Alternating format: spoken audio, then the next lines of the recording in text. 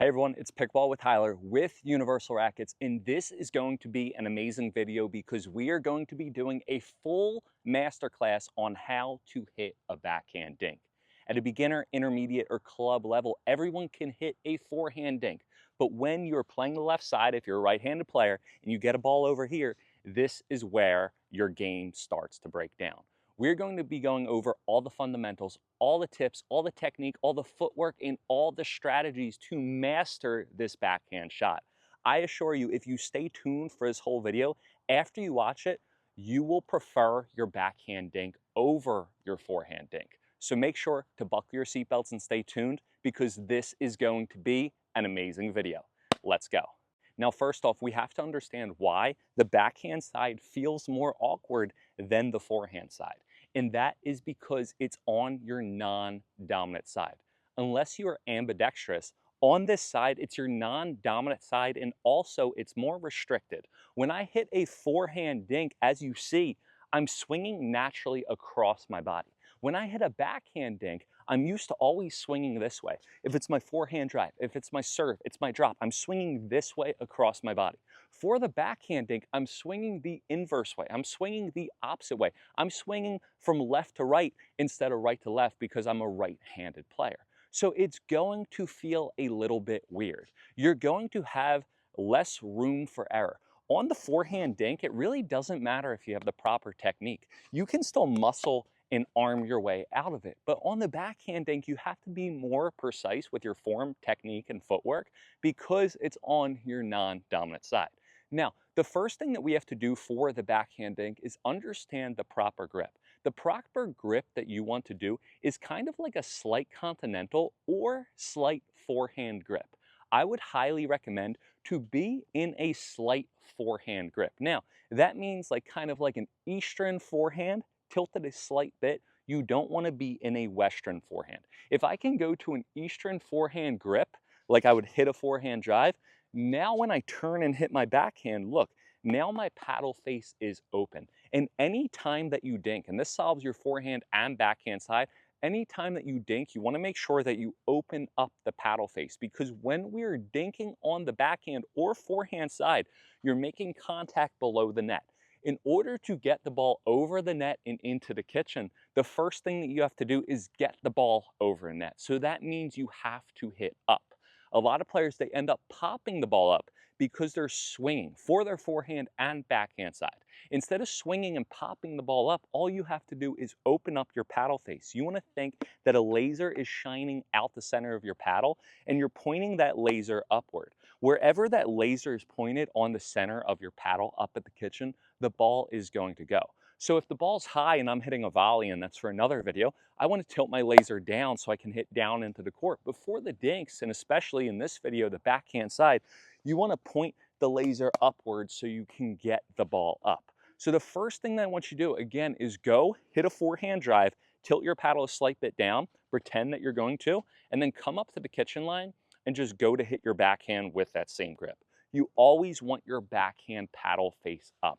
And that is step number one, the proper grip. And the best way to get into the grip is to go to hit your forehand drive and then just come up to the kitchen and turn it to the side. The next thing that I want to do, and this is a huge thing, is you want to eliminate your takeback. Now that is easier said than done. A lot of coaches will just say, oh, well, you need to lessen your takeback. And then you go out and try and it feels so weird, so awkward. And you're just like, maybe I'm not good. Maybe I didn't have years of prior racket sports experience. No, it's because of this. Instead of thinking that you're limiting your takeback, all you're going to do is you're not going to be thinking about your takeback. Let me say that one more time and stay with me. Instead of limiting your takeback, you're not going to even think about your takeback. This is very night or day. This is what separates a good backhand between a bad backhand. Watch this. This is where players go wrong. Coaches, hey, you want to limit your takeback. I'm a certified level 10 pro. You want to limit your takeback. So here we are. I'm limiting my takeback, but then look, I get jammed and I keep on swinging. I'm not thinking about my takeback. I'm thinking about turning my upper body. All you're going to do is go on your forehand grip, stick your paddle straight out, and stand right here. I'm going to do it right here. And all I'm going to do is I'm going to turn my upper body. Notice again, I'm not taking the paddle back. I'm not even thinking about the take back. All I'm thinking about is turning my upper body. I'm starting with my paddle out. The paddle's not moving, my arm's not moving. If I take it back, look, my elbow's going to move or my arm's going to move at my elbow or wrist. Watch what I'm going to do. I'm turning my upper body. By turning my upper body, that's going to keep the paddle out in front. That's going to make sure I'm efficient, compact, and concise, and it's going to ensure that I'm in the proper position. If you ever thought about limiting your backswing, limiting your take back on your backhand side, and you don't feel confident in it, this is going to be a game changer for you. All I'm doing, again, is starting with my paddle out in front, and I'm turning my upper body. Notice my hips are still facing towards the court. I'm not going backward unless I'm getting pulled back on a deep angle and I'm taking it out of the air. We'll get into that with the footwork in a little bit. But all I'm doing is I'm staying up at the kitchen line and I'm turning my upper body. Now, when I move to the shot, I'm still moving with my hips facing forward. All I'm doing is this. Now, when I do that, I want to think to have a wall in front of me and a wall behind me. I can't go like this because there's a wall right at my tummy and right at my back. I have to stay in between the wall and walk like a crab the whole time. Now, the second thing that you have to do is when I turn and I take my paddle back, I kind of want to have a firm wrist. Not a death grip, but a firm wrist. And a lot of players think you want to be super loose. This is one of the shots that you don't want to be super loose, but also you don't want to be super tight. If you have a death grip, 9 times out of 10, you're going to pop the ball up in the air. And if you have a loose grip, 9 times out of 10, you're going to lose control. You want to be a firm grip. 10 being an absolute death grip, you probably want to be around a 6.5 or a 7. Think that you're doing a firm businessman handshake. That is the same way that you want to grip the paddle. So I'm going to have a firm grip, and all I'm doing is I'm turning my upper body. Now, I want you to think of a clock. If you're a visual learner, this is the best way to learn a backhand volley, or backhand dink, I'm sorry. 12 o'clock back in front, 6 o'clock out here, 9 o'clock, 3 o'clock. Almost forgot about a clock. Here we are. When I turn, I want to keep my paddle tip at around 11 o'clock. Think again, 12 o'clock's here, 1 o'clock's here. I want my paddle tip around 11 o'clock. I don't want to go back. I need to think that I'm going to have the ball meet the paddle. I want to think that I'm going to have the paddle meet the ball, not the ball meet the paddle. If you wait and you're reactive, not proactive, you're going to get jammed. And whenever you get jammed on the backhand side, you're going to end up popping the ball up. And remember, I said at the beginning of this video, it's your non-dominant side. You can't arm your way out like you do for your forehand. It's essential to make sure that you make contact out in front, and that's why you always want to keep your paddle tip at 11 o'clock. Or if you're a left-handed player, you want to keep your paddle tip at 1 o'clock. Where players go wrong is that they allow their wrist to go back more to like 9 o'clock, and then what happens? Boom, I get jammed, pop the ball up, and I didn't even try to do that. How do I fix that? All I'm going to do is turn my upper body, keep my paddle, again, that visual at 11 o'clock or 1 o'clock if you're a lefty, and then I'm going to go forward. Now, the next thing is the swing. I want to make sure I have a firm business grip handshake, right? When I swing with my backhand dink on the backhand side, or if I'm taking it out of the air as well. So if I'm taking out the air here, notice all I'm doing is I'm going forward. All I am doing with my swing is going forward. I'm keeping a firm grip. What I'm not doing, and this is where too many players go wrong, is that they're chopping at the wrist. They're chopping, they're slicing down. I'm keeping my paddle here, and I'm just going forward. I want to think my knuckles just go forward. My knuckles go forward. My target goes forward. Wherever I point the center of my paddle, the laser to, the ball is going to go. It's here for a backhand dink. It is, or volley. It's not here. I'm not cutting. Too many players cut it. Yeah, I could get some backspin and do that, but that's going to break down. The best, most user-friendly way that you're never going to pop it up and be consistent, be confident on your backhand side, and again, I promised you that you would prefer your backhand over your forehand, is by just thinking that you're going forward. You're going forward with your knuckles. You're going from point A, 11 o'clock, to point B around. But look, here's the next thing. Look, my paddle, I'm always keeping the laser forward. What I'm not doing, and this is where players go wrong, is they allow their paddle to carry. notice my paddle tip throughout contact, it is staying at, I'm turning my body, I'm keeping it at 11 o'clock, and then I'm going forward. What I'm not doing is I'm not letting the paddle tip go in front of my knuckles. I'm not letting this happen. Look, the paddle tip is in front of my knuckles. I went from 11 o'clock to about 1 o'clock. I'm staying at 11 o'clock and I'm going forward with my paddle. Now, you don't have to be a perfectionist, but again, think that your knuckles are just going forward. The best drill to do is literally just stand there and just go forward. Again, I'm going forward. One more, I'm going forward. Now, once you're done, the laser is going to be pointing upward, not forward, because we have to get over the net, so you need to hit the ball up. But just think that you're going from here to here. Less is more. We're not swinging, we're not dropping our paddle, and most importantly, we're not lifting up. I don't have to worry about ever hitting the ball in the net again or popping up the ball long if you keep it at 11 o'clock and you just go forward with your wrist. The biggest thing for dinking, and I love this, and every single player that I work with online or offline in person, they love this as well, is too many players, they think that you have to hit the ball. When I think hit, almost just broke my ankle right there, I end up swinging. I end up swinging hard. You don't think that you're going to hit the ball. You think that you are going to push the ball.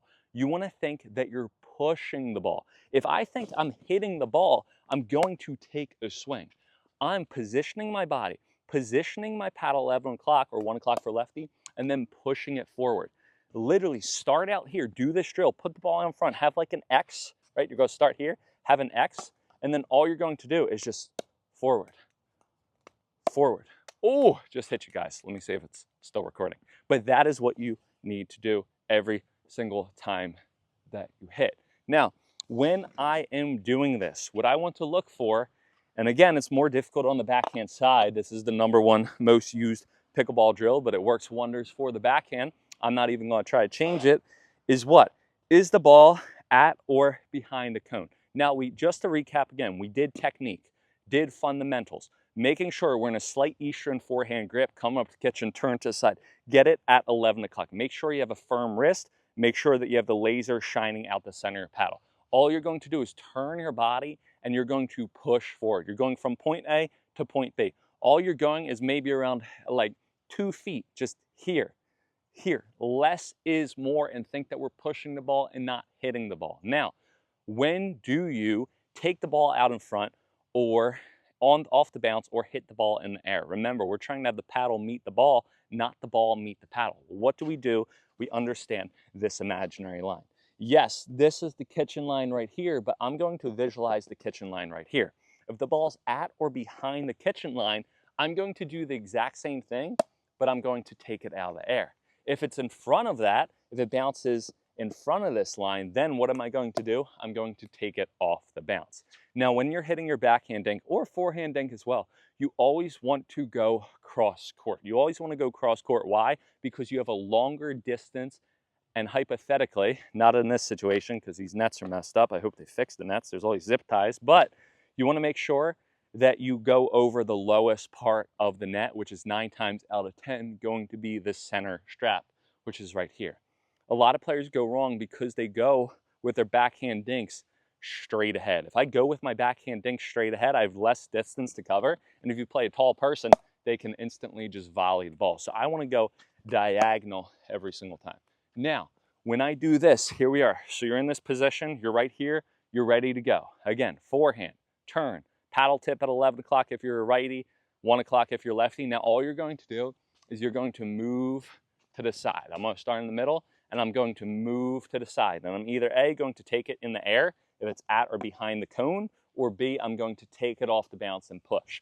Now, when I do that again, I'm keeping my wrist firm and I'm pushing it forward. If I do any type of wrist, I'm done. I press the red button, everything's blowing up. Maybe that wasn't a good analogy, but that's what I want to do. Now, when I do this, when I make contact, I want you to watch not just my paddle, but I want you to watch my body. You want to keep everything compact, concise, and controlled. Look how little of a distance we're working with. Too many players go wrong because maybe they might have the right technique, but they have the wrong body movement and momentum. The best way to think about this or describe is #1, you want to drop your center of gravity. By dropping your center of gravity, that's going to help you be balanced. but also it's going to make you go more forward. If I'm straight up like a tin soldier, I'm going to be swinging down and more upward. If I'm getting low into my legs and then my knees, now I'm going to be swinging more forward. Now I understand that not everyone can drop it low like they do in that song, but drop it low a slight bit more than you typically do. It's going to go a long way. So if you can only get, if you're like, I don't know, it doesn't even matter your age. There's some, I saw this guy this weekend, I went to Arizona. I think, I don't know, he might be 50, maybe even 60s. And he was way more athletic than 27-year-old me. So it doesn't matter about your age, it matters about your mobility and everything. But if you can only get down this much, maybe you have an injury, guess what? Get down a slight bit more. Okay, if you can go down more, then get all the way down. Right now I did some of my knee, so I'm only gonna go down this much. That's perfectly fine, but that's gonna make you hit forward. Next thing that you have to do is you have to keep your body balanced and controlled. You wanna think that you have a glass of water on your head, and you need to balance that glass of water. So I'm going out and I'm balancing that glass of water. Where I'm not going is I'm not hitting and I'm picking my head up or my body up or I'm flailing. You wanna think less is more. You wanna think that I'm moving to the side and I'm really hitting and I'm finishing. Now this is another huge tip that I got from the only private pickleball lesson that I took. It was kind of funny. I got a private lesson from this guy, not gonna mention his name. I think he had a baby and was busy, but he never texted my wife and myself back to do another lesson. And he was like, why are you coming to us? But I literally wanted to learn so I could get more ideas for everything I went over. But the best piece of advice, what he basically took our money or what we paid him for is this. Instead of hitting and just, I always go like, I finish in my body, like I try to get my center of gravity, right? So my center of gravity is here. So I go out and I hit and then I try to get in my center of gravity. He said, finish on the leg that you're going out.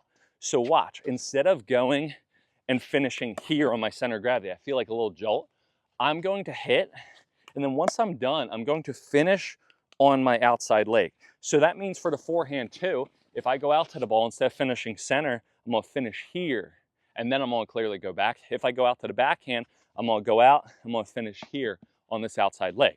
So I'm really gonna go out, I'm gonna hit, finish on this outside leg, and then I'm going to go back. Now notice what I do, and here's another thing. I am taking one, if I don't have to move, I'm not gonna move. That hit the cone, that's why I missed that clearly. But I'm either going to take one step to the side and finish. And this, shadow this, do this without a ball. Again, forehand grip or open paddle face 11 o'clock. I'm ready to go. I'm going out and I'm finishing on my outside leg. Kind of like I'm doing a skandasana or side lunge if you're a yogi. Shout out to the Pickle Yogi, who is also Michelle. You can check her out on Instagram. But make sure I'm going one leg. Okay, I'm finishing on this leg. So I'm going and I'm doing like a side lunge. Or I can go out to the ball and I can go across my body. Now, the only time that you want to go across the body is when someone pulls you out wide. Angle creates angle. The more angle I hit, the more angle they're going to come. So if they ever pull you out wide, it bounces in front of this cone and really pulls you out. Instead of going on your non-dominant leg, you're going to step across your body and go on your dominant leg. That's going to help you. So again, I'm either not moving, I'm moving one step to the side, side lunge finishing, or if they pull me out wide angled, I'm going across my body. Now, the higher level you get, you can start also, you can also move back and then go. That's going to help you as well. If you move back and you get your body here, you can also what? Speed up.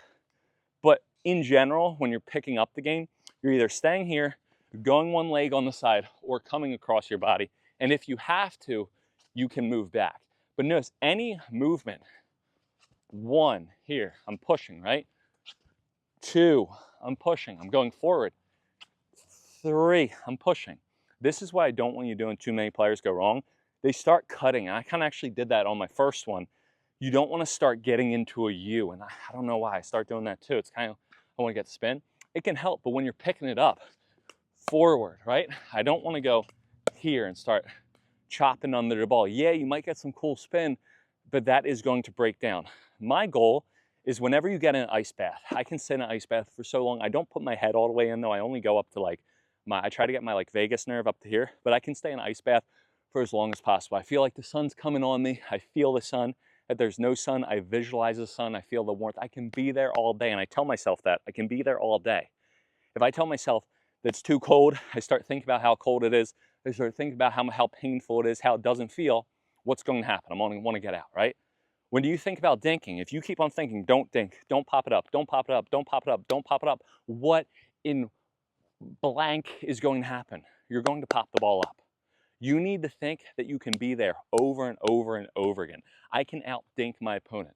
You're going to dink the ball back. I'm going to dink the ball one more time to you. It doesn't matter if you're playing Ben Johns. You got to think when Ben Johns is dinking against you on the backhand side, which you're absolutely going to be destroyed. But guess what?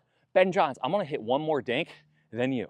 I can be out there. Now, that might not be the real reality, but if you can have the mentality, it's going to make you much more better. You have to understand that. And maybe before you had all this movement or you were swinging, now we made you compact, consistent, and concise.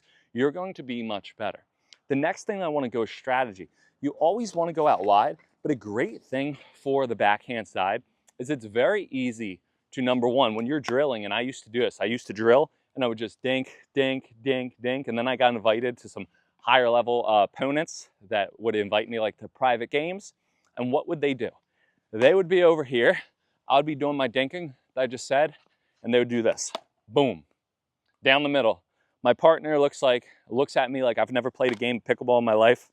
I feel really kind of bad because just made me look like a fool. Why? Because I just stood here and dinked. When you guys drill, make sure that this is a magnet right here. Every time I hit, I'm going to hit, and then I'm going to come back. I'm going to hit, finish on my leg, and then I'm going to come back. And every time I'm coming back, if I stay here, that's not real. People can go up the middle, and they're going to win the points. So drill like you play, and if you're learning this, make sure that you always recover back. The next thing that you need to do is instead of going angle, angle, angle, a great tip for the backhand side, if you feel unconfident or if you feel like maybe you are thinking against Ben Johns, okay? I know Ben Johns is going to destroy me. Maybe you go out to the local courts and you're playing with a higher level player, you know that they're just better than you. You want to have that mentality, but you know, like reality, they're gonna outthink you. What do? Instead of always going angle creates angle. So the more I go that way, the higher likelihood that's going to come, unless you really pull them out wide and hit an ATP. Clearly, don't do that. So what you're going to do to either avoid that or not get in a dinking rally is when I want to get out of this backhand pattern, I'm going to go in the middle. The reason why, it's like a reset button. When you have a factory reset, you reset your iPhone, it starts all over. When you go in the middle, it resets the dink and it resets the pattern. If you ever want to get out of a crazy dinking rally that you feel like they're going to outdink you, if I'm playing Ben Johns right now, I'm not, well, probably. Honestly, I would try to outdink him just to maybe get in their head at first, but I would absolutely fail. I'll just probably flick and speed up. But what am I going to do? I'm going to go here. By going in the middle, it's going to make a forehand. Angle creates angle, but limited angle eliminates angle, right? So if you eliminate angle, middle will involve more middle. So great thing to do is go to the middle. Also, if you're not playing Ben Johns, 9 times out of 10 partners, when you play recreationally, it might be the first time that Judy and Cindy or Judy and John are playing with each other. They never spoke to each other in their life. So down the middle solves the riddle. There might be a little bit of miscommunication here. They're in the whole point. Technically, maybe they should cover it. Maybe they don't come over. They're just standing there like I told you, which a lot of players do because they don't watch this video. That's why you guys share this to a group chat, but they're just thinking, go to the middle. They're not going to be able to get there. Their partner's out of it because it was like 5 dinks in a row, and you're going to win more pickleball points. I hope if you can do this, if you can think that's a push instead of a hit, if you can get your paddle, think that you're turning your body, don't take your paddle back like every single person is trying to emphasize. If you slow it down, go in the middle, think of it as a push, keep your knuckles forward, keep your center of the paddle forward, keep it at 11 o'clock or 1 o'clock if you're lefty. Make sure you open up your paddle face, keep your body turned. That's another big thing, right? I'm keeping my upper body turned throughout my shot.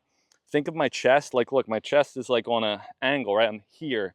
I'm not opening up my body, but think about that now. Maybe I should have went over that a tiny bit, but if you finish on your outside leg, look, that's going to help you.